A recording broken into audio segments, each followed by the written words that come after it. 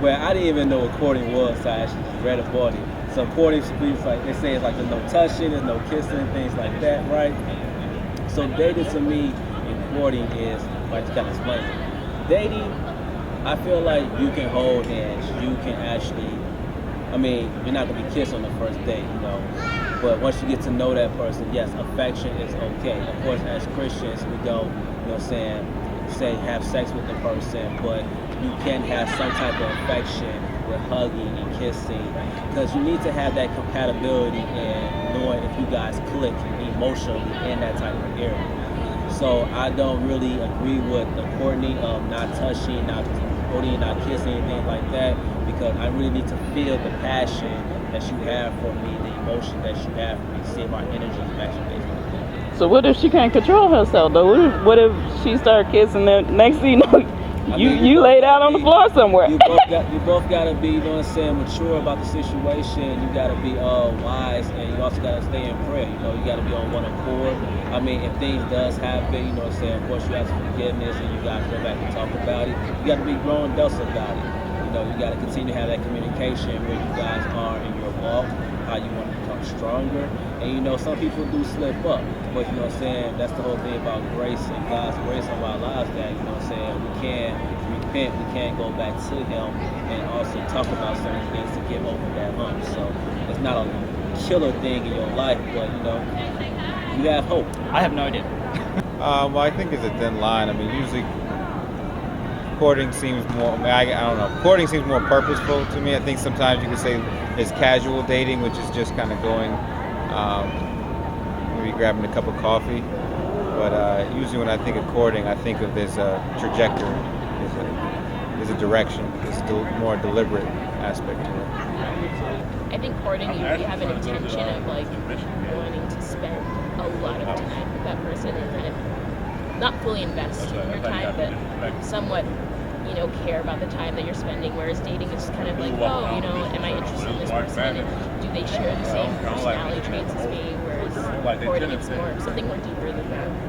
Anything with an intention to glorify God in whatever the relationship is. So it wouldn't be wasting time. It wouldn't be taking advantage of each other. It would be having an intention and a goal. So I don't know what other people would call that, but pure courtship. Some people use courtship and they don't, and they play around too. So I think defining the word and anything that has a direct intention and then actions that back that up.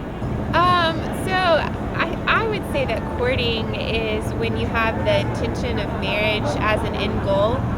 Not necessarily that you're going to marry the person that you're with right then, but you are both considering, okay, this is heading towards marriage, or we need to figure out that we don't need to be together.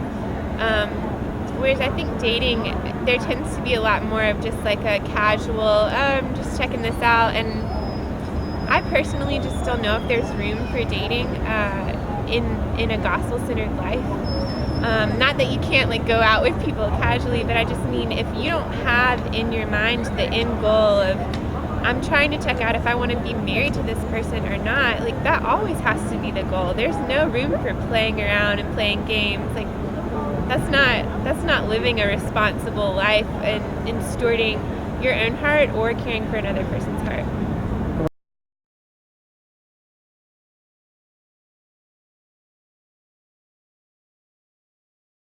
Yeah, yes. When I think of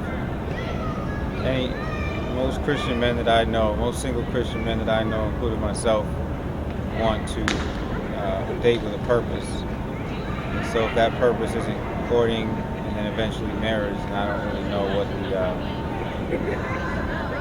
know what the purpose is going to be.